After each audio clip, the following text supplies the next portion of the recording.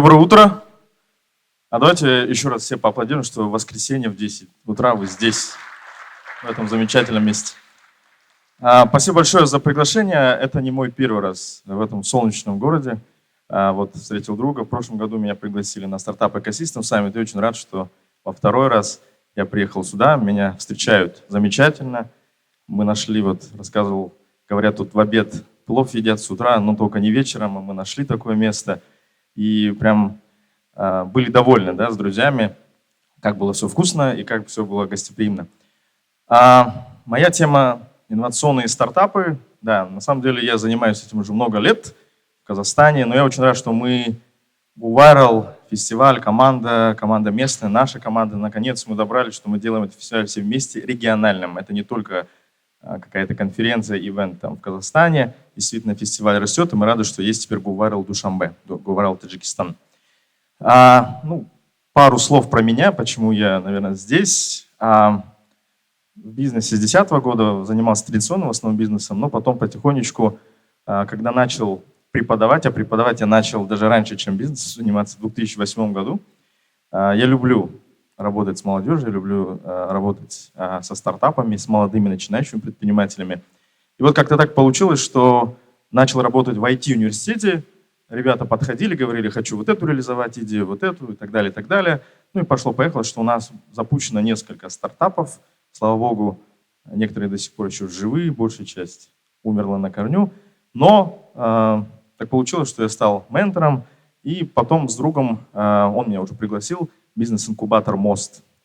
Не знаю, слышали про нас, нет, но вот теперь давайте познакомимся. Мы являемся первым частным инкубатором, я сейчас про нас чуть-чуть расскажу, который помогает стартапам, который помогает финансово и не финансово.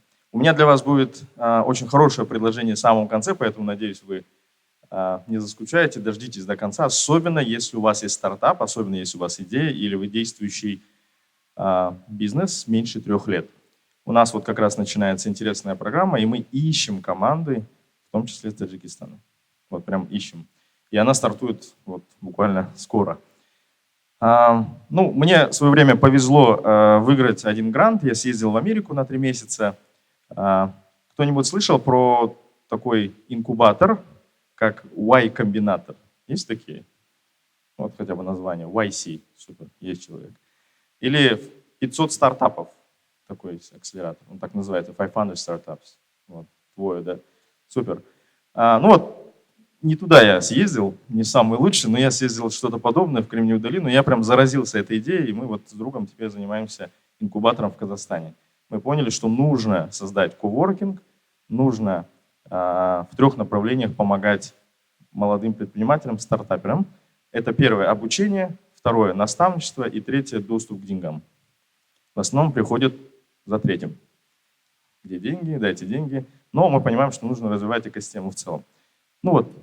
И фасилитирует Techstars. Я думаю, у вас в Душанбе проходил стартап-уикенд когда-нибудь? По-моему, был, да, у вас? Вы знаете, значит, такую организацию, американский фонд, называется Techstars.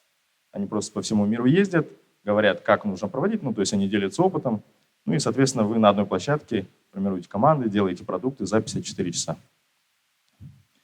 Ладно, здесь просто передать ту же атмосферу. Я чувствую, я вчера был, сегодня. Просто в этом году мне посчастливилось быть куратором по секции технологий.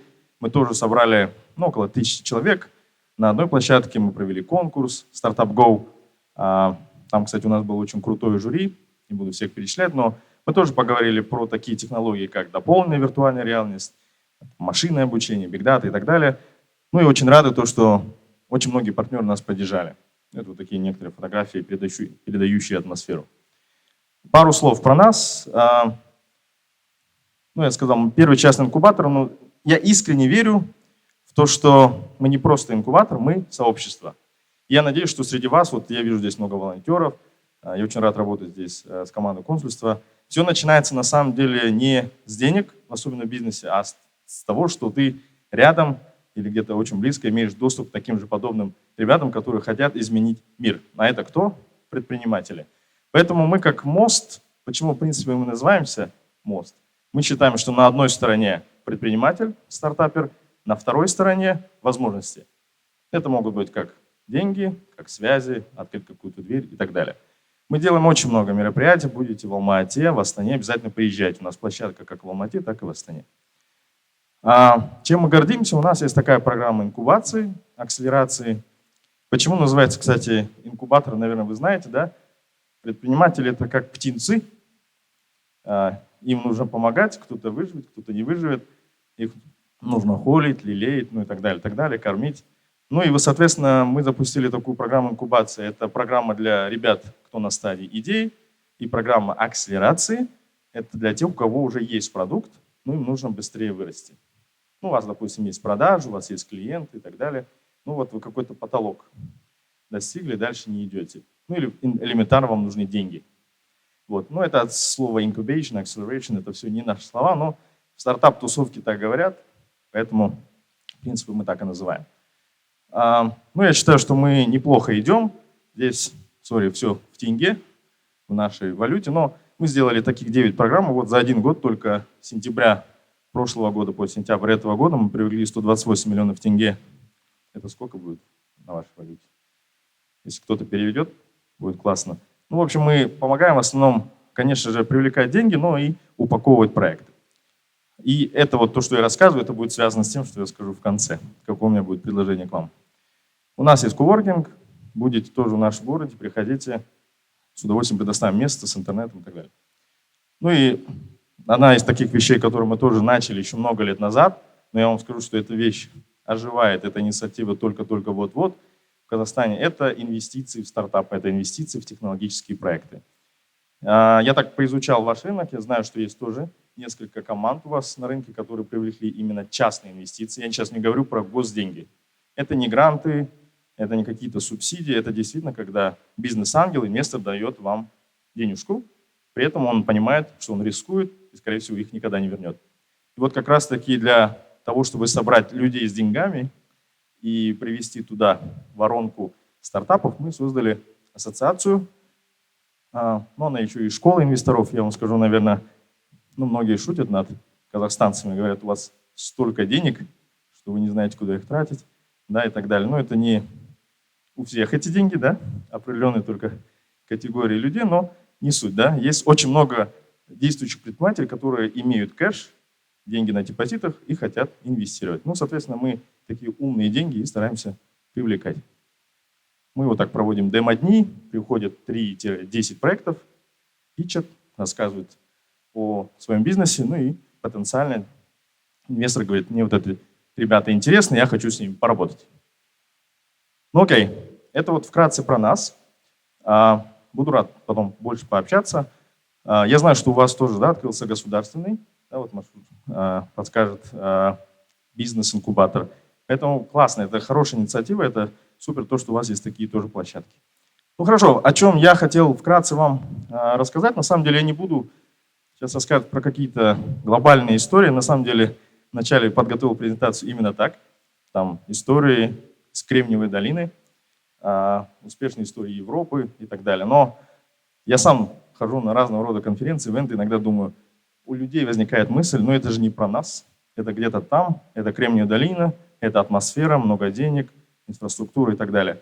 Поэтому я больше расскажу вам про наши кейсы, именно портфельные, что происходит в Казахстане. И, в принципе, не в обиду нашим ребятам, вы можете сейчас подсмотреть, что они делают. Я считаю, что многие идеи, которые я озвучу, они могут хорошо зайти здесь. И вы потом дальше можете масштабировать на другие страны. Вопрос в другом, да? Кто быстрее? То ли они сюда придут, то ли вы это сделаете. Но, когда говорим инновационные, мы в Казахстане вообще шутим, да? У нас говорят, инновационное – это все то, что у нас нет. В мире, наверное, это нормально, там, через мобильные приложения, через веб-сервисы что-то делать. Но если это в Казахстане или там в нашей стране нет, ну, пока это инновационно. Особенно это любят учреждения, департаменты использовать слово инновационно, при этом никто не понимает, о чем это. Но в любом случае, стартап, как бы ни парадоксально звучало, это про инновации, это про что-то новое. Поэтому, прежде чем я буду кейсы рассказывать, очень часто я сказал же, что я преподаю, я когда со студентами работаю, я всегда говорю, давайте вначале на берегу договоримся, о чем мы говорим. Что я от вас хочу? Я хочу, чтобы вы создавали проекты, я хочу, чтобы вы создавали стартапы. Ну и ребята начинают придумывать идею там, парикмахерской, до нервной, не знаю, все что угодно. Ну и потом, соответственно, я начинаю им рассказывать про какие-то технические вещи, он говорит, это не про нас. Поэтому, когда мы говорим стартап, это про инновации, давайте просто я очень быстро зачитаю и скажу, что стартап – это не равно маленькая версия компании. Это еще не бизнес. Вот когда говорят, что я создал компанию, когда спрашивают, а что у тебя есть, по факту, вот сейчас буду рассказывать, давать примеры, у него пока ничего нет, у него только одни гипотезы. Он думает, что вот так должно быть, вот так заработает, ну и так далее, так далее. У компании обычно эти ответы есть. Поэтому что такое стартап? Это просто временная организация или просто группа людей, которая собралась, и они ищут что? Ну, то есть они поняли, что они хотят решать вот эту проблему. Но самое главное, что они ищут свою бизнес-модель. Они хотят понять, где там деньги. Ну, то есть они создают продукт, его продают и хотят получить на него деньги, за него деньги. При этом это происходит в условиях неопределенности. Непонятно, вот, допустим, вот вчера я слушал Тамару, да, с MadDevs, и всех заинтересовала идея продукта бронирования места в автобусах. Ну, межгород, допустим, да, взять. Ну, допустим, это ваша идея, вы ее придумали. Полная неопределенность в плане чего? Вы сейчас пойдете к автопарку, будете ее предлагать. Возникает вопрос, а видят ли они так же проблему, как и вы? Потому что они привыкли, что люди покупали через кассу, ну и будут дальше покупать. Цену вы им предлагаете. Вы говорите, давайте по подписке работать. Я вам даю кабинет, вы там автоматизируемый для вас, ну и так далее. Вы тоже не знаете, как они ответят, согласятся ли или нет, что предложат. В общем, много вопросов, и мы говорим, что это неопределенность. Ну и с целью быстрого роста нужно делать это быстро. У вас есть все шансы в Душанбе, вообще в Таджикистане, сделать продукт мирового масштаба, если просто действовать быстро. Дам вам пример. У нас был хакатон, пришла команда, хотела автоматизировать систему. Вот, не знаю, у вас есть такая проблема, когда квартиру хочешь снять в аренду, и ты когда звонишь, в основном берут риэлторы, а не владельцы. Ну вот, команда пришла на хакатон, сказала, что они это сделают. 48 часов прошло, создали прототип. А у нас как раз на хакатоне сидела команда от крыша.kz.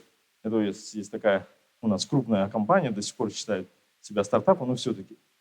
Команда, которая первая заявила, ну вот команда 1 назовем, они сказали, что они это сделают, но прошло полгода, когда они вернулись к нам с продуктом. А крыша пришла к нам через 3 недели и сказала, у нас уже есть. И запустили. Ну и потом это интегрировали на основной сайт, ну и пошло-поехало. То есть скорость очень важна. Вопрос к вам. Если все так хорошо, вроде можно столько идей придумать, можно вот так вот быстро что-то разрабатывать, прототипы, продавать. Почему проваливаются продукты, как вы думаете? Это мировая статистика, 9 из 10 провалится. Есть кто здесь вообще, кстати, запускал и провалился? Давайте смелее. Не подумайте, что про вас подумают, ой, неудачник сидит, что-то пробовал, не получилось. Никто не запускал, никто не провалился. Ну, окей, 3. Вопрос к вам. Как вы думаете, почему 9 из 10 провалится? Давайте будем разговаривать, да, это же не лекция. Я иногда ухожу в академический такой стиль вещания. Как? Из-за незнания. Знание чего? Хорошо. Да, вы можете не понимать маркетинг, финансы, да, окей. Ну, знаете, в жизни пока не попробуешь, не поймешь, да, особенно в бизнесе, надо просто начинать делать. Но это, да, но это не основная причина. Ну, куда ты идешь вперед, предприниматель?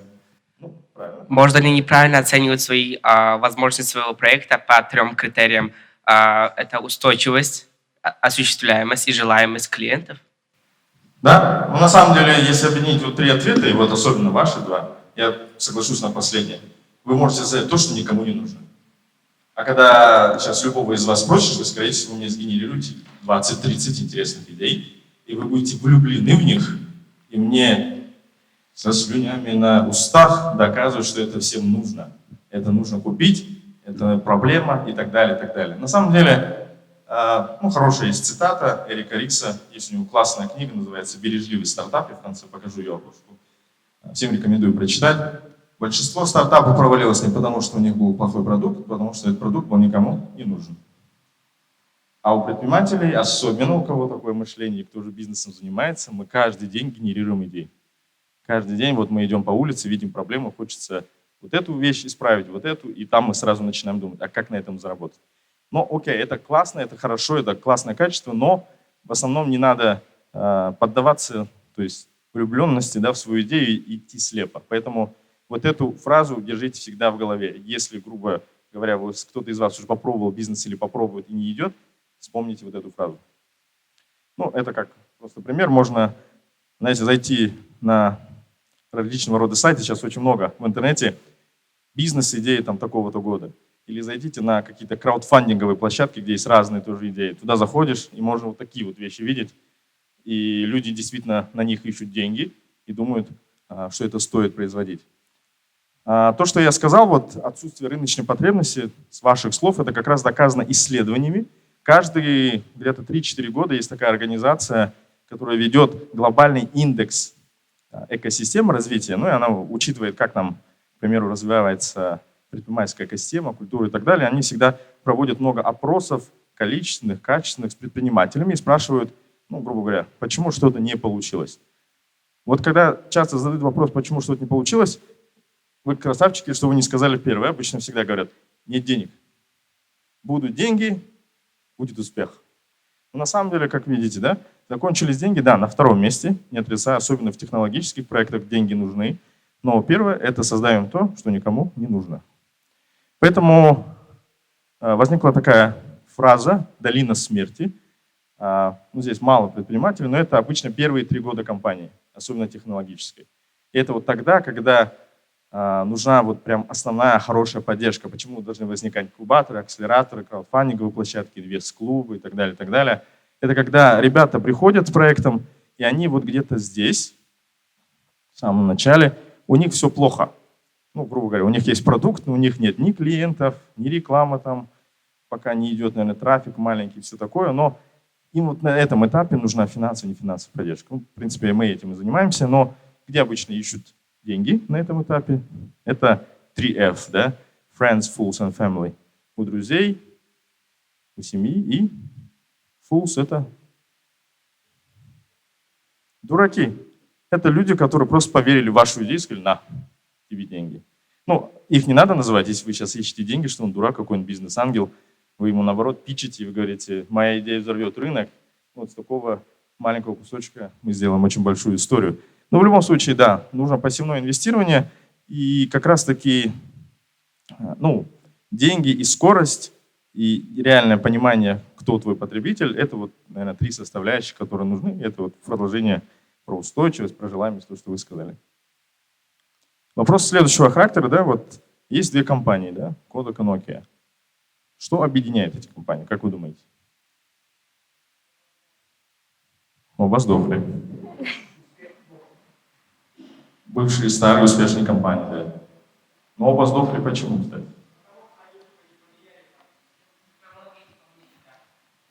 Ну, кто знает, допустим, ну, Kodak, почему? Что она не стала делать? Хотя вроде было очевидно, что рынок меняется, и надо меняться, но они этого не сделали. Да. Ну и зарабатывать на постобработке фотографий, да. Окей, да, ну Kodak Антонио Перес, да, в 2006 году, их директор говорил, в 2000 году цифра – это ничто.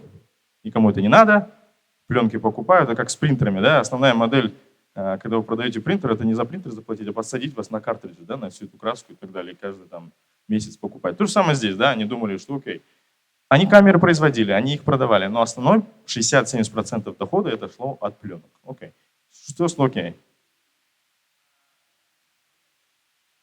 Да, от чего они отказались, надо уже сказать, как с временем. Да, у них была своя операционная система, Symbian, да, и они сказали, Android это фигня, ключ не про нас. Хотя LG и все остальные потом резко перешли на Android. Еще почему Nokia? Ну, я не люблю это слово «сдохла», но умерла, как вы сказали. Они что, нас... Как? Окей, да. Но вы вспомните, да, первые айфоны, когда появились, да, многие еще пользовались кнопочными телефонами, и они сказали, что тачскрин, да, это классно, но это не круто, чтобы теперь ходить на эту тему. В общем, да, эти компании были слепы на изменения в рынке, и особенно здесь, вот в таких случаях, это большие корпорации. Вы как стартап, молодой предприниматель с командой очень можете многое поменять, реально поменять рынок и продать или им что-то, если они это увидят, или сделать то, что, в принципе, убьет их. Что объединяет эти компании? Соцсети объединяют их. Вы узнаете, да, наверное, все логотипы? Мобильность, да, окей. Ну, в основном все, что мы здесь видим, это используем с телефона, да? Или в интернете. Еще? Давайте чуть-чуть ускоримся, а то меня сейчас потом выгонят со сцены, а у меня там... Популярные. Популярные, окей. Еще, ну ладно, давайте попытку там. Еще чем?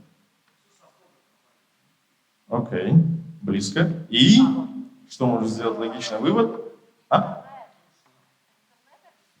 Интернет объединяет. Хорошо, ну давайте я подсказку дам, не знаю.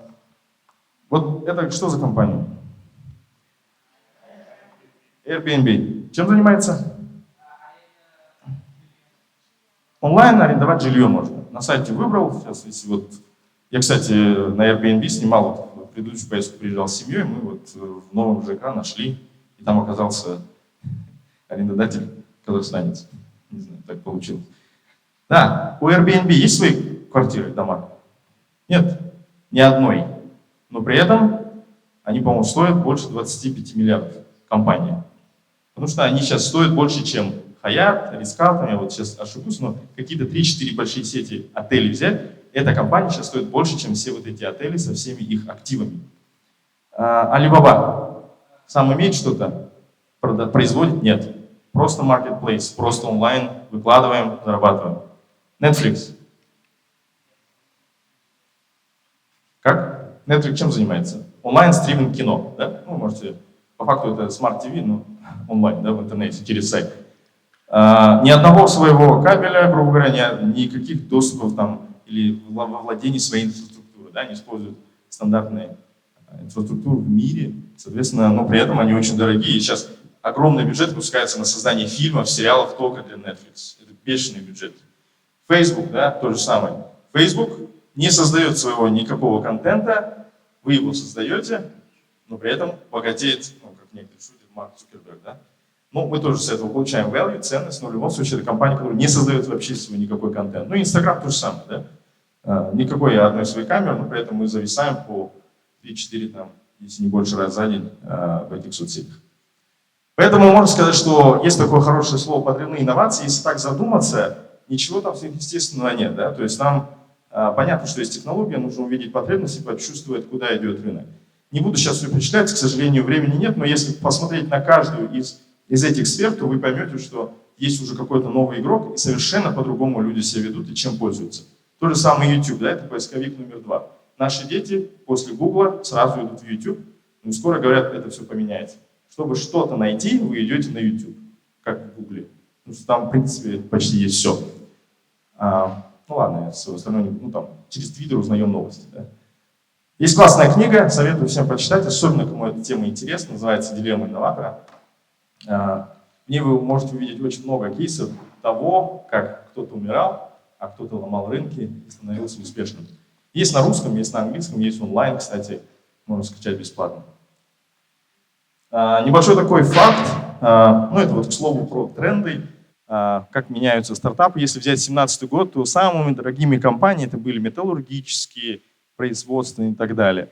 В 1967 году, небольшой промежуток времени, это компании, которые производили IBM, да, это hardware, железо, компьютеры, оборудование. Прошло еще немного времени, и самыми дорогими компаниями стали кто? Не которые производят что-то физическое, да, а которые производят софт, мобильные приложения, сервисы и так далее. Ну, там, к примеру, Apple.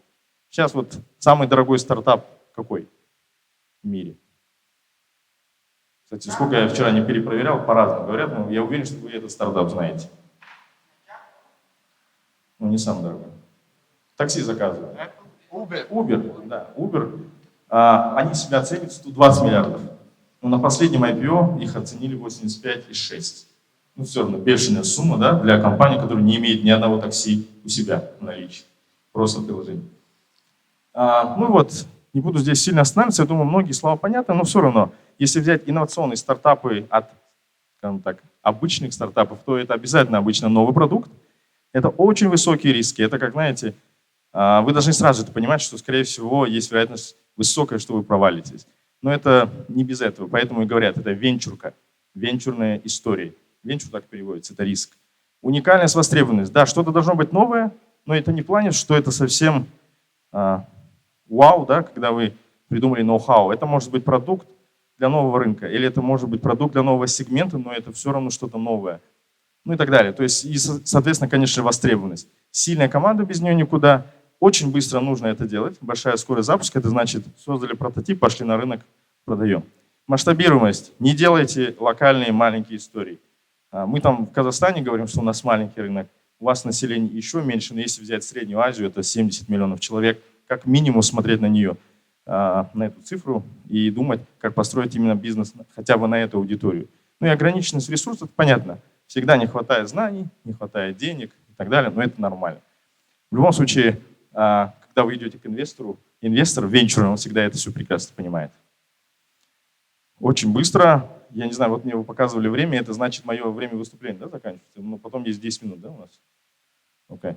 Ну, давайте буквально 2-3 минуты я просто пробегусь. Это то, что у нас есть в портфеле, то, что ребята у нас делают, и как они меняют рынки. Ну, вот есть такой один из последних кейсов Smart Remont, мой хороший друг Сарамбет.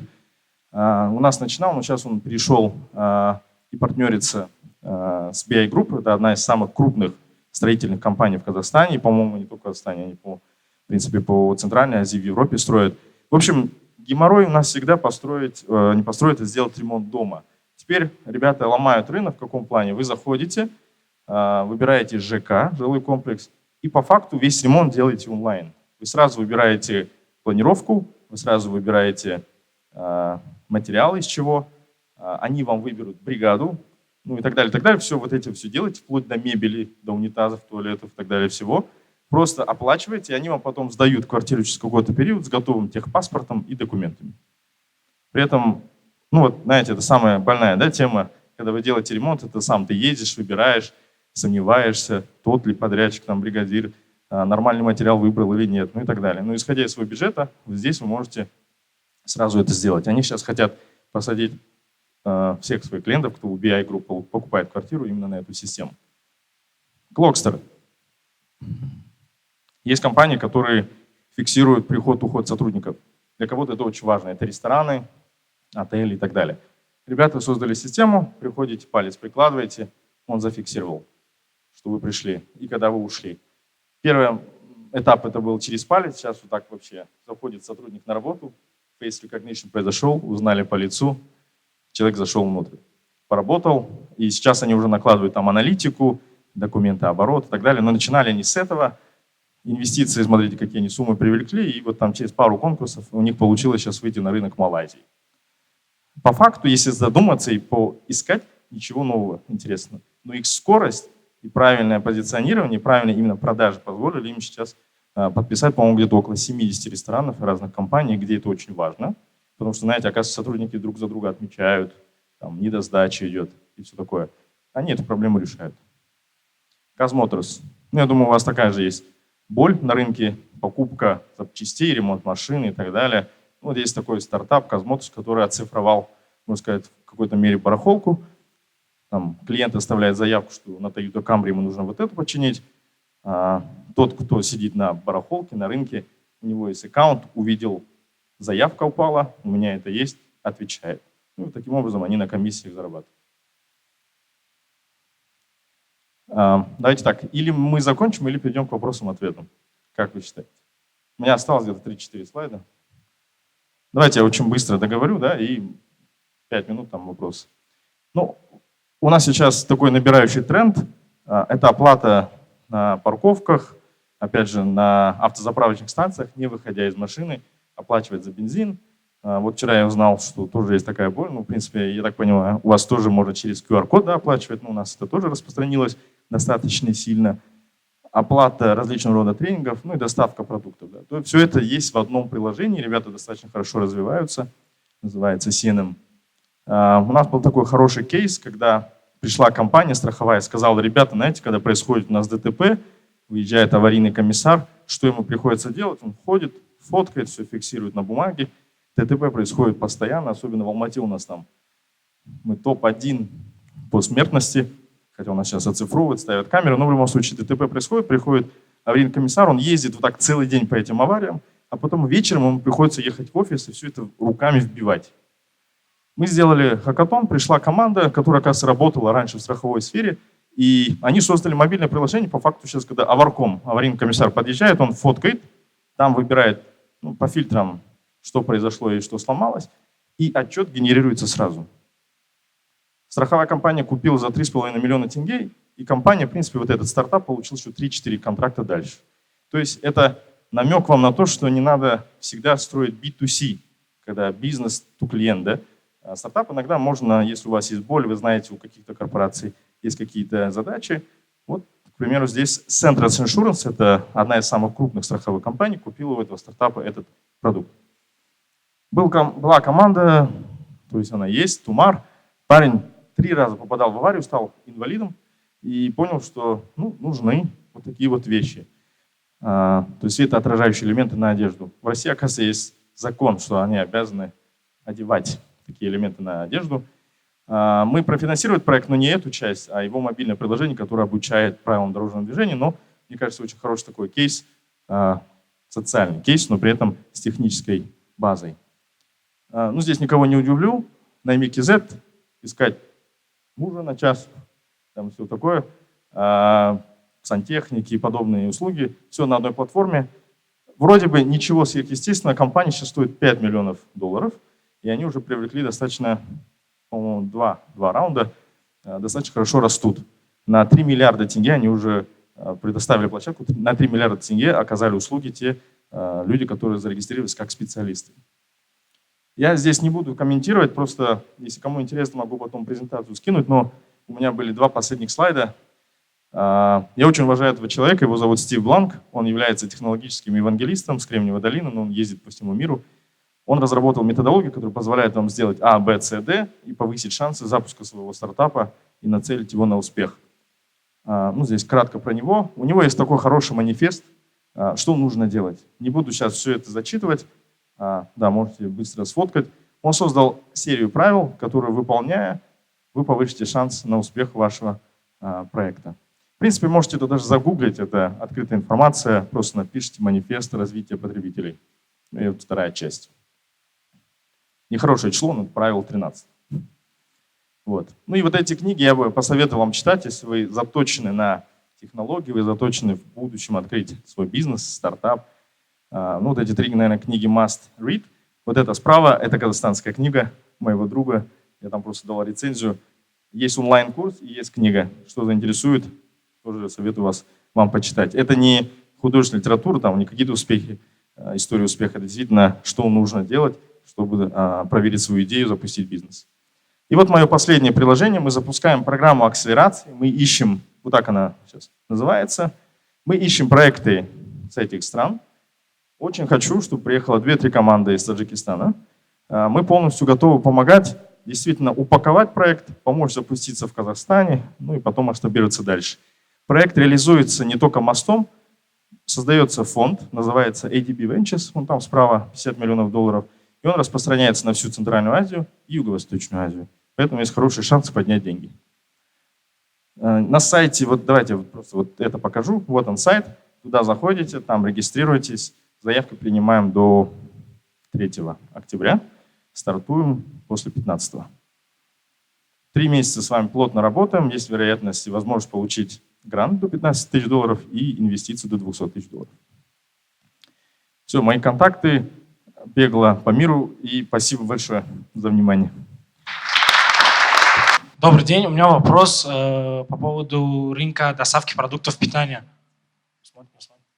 Вот у вас в Казахстане есть сервис Арбуз.kz называется, по доставке продуктов питания. Вы можете свою оценку дать о потенциале данного рынка на протяжении 5 лет, и если можно, в Средней Азии, так как у вас опыт большой именно в стартапах и в инновационных проектах. Ну, я скажу так, мне кажется, это однозначно восходящий тренд.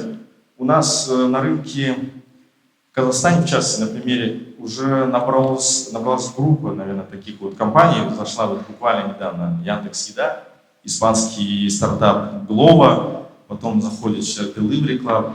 И, в общем, вы на улицу, если посмотрите, у нас сколько эти бегают, зелененькие, желтенькие человечки на велосипедах, на самокатах и так далее. И сейчас это восходящий тренд, это хорошо. Тот же самый лидер, который соревнуется в какой-то мере с арбузом, это тот же самый Чукофуд. Однозначно скажу, да, если стоит, нужно идти, но при этом основная, насколько мне известен затык, это именно логистический вопрос. Да? Вот, к примеру, Чукофуд, наш другой лидер, про арбуз ничего не могу сказать, просто знаю хорошо Рамиля из Чукофуда, он сказал о том, что у них сейчас цель – это доставка любого продукта после того, как вы нажали кнопочку, 21 минута. Через 21 минуту вам должны постучать в дверь и доставить продукт. Сейчас они как раз думают, как это сделать, да, у них даже создается, понятная технология для того, чтобы все это отслеживать, выстраивать правильный маршрут и так далее. И, кстати, это хорошая ниша, я считаю, что если у вас что-то есть, для таких компаний предлагайте. Основная ведь там цель – это KPI, это цена и скорость. Поэтому рынок восходящий, в данном случае мы тоже наблюдаем. Скажу сразу, мы не инвестировали ни в один такой стартап, мы единственное инвестировали в Raylock. Это облачная система для курьеров, подобных ребят, когда вы, как компания, можете следить, где он, что он, да, сколько бензина элементарно истратил, потенциальный маршрут выставить, все подобное. Но при этом вот хорошо стартап вырос, и в основном сейчас мы продаем, то есть мы наблюдаем корпоративным клиентам, подобным Чукофуду и так далее. Поэтому скажу только позитивно, за 5 лет, я так понимаю, здесь тоже имеет смысл этим заниматься. Кто раньше начнет, тот и первый. Есть время еще для одного вопроса. Добрый день. Я бы хотела узнать, вот вы сказали, к вам можно подать заявку как команда, а индивидуально человек может подать заявку как стартап? Вы имеете на последнюю программу? Ну если есть еще программа, конечно. У нас, знаете, вот слайд был, ладно, правильно? Там последний критерий был full-time команда, то есть вы занимаетесь этим проектом. Но full-time команда имеется в виду минимум 2 человека. Логика достаточно простая, мы готовы работать с успешным одиночным предпринимателем, но, как показывает практика, когда вы начинаете расти, и вы один, скорость замедляется, вероятность провала увеличивается, и нам достаточно сложно понимать и вкладываться в вас, потому что невозможно разбираться во всем тоже. Поэтому, если вы хотите податься, лучше найти 2-3 ребят, с кем вы будете это делать. Спасибо Более большое. физически надо будет в Казахстане. Спасибо большое. Спасибо огромное. Спасибо большое, друзья.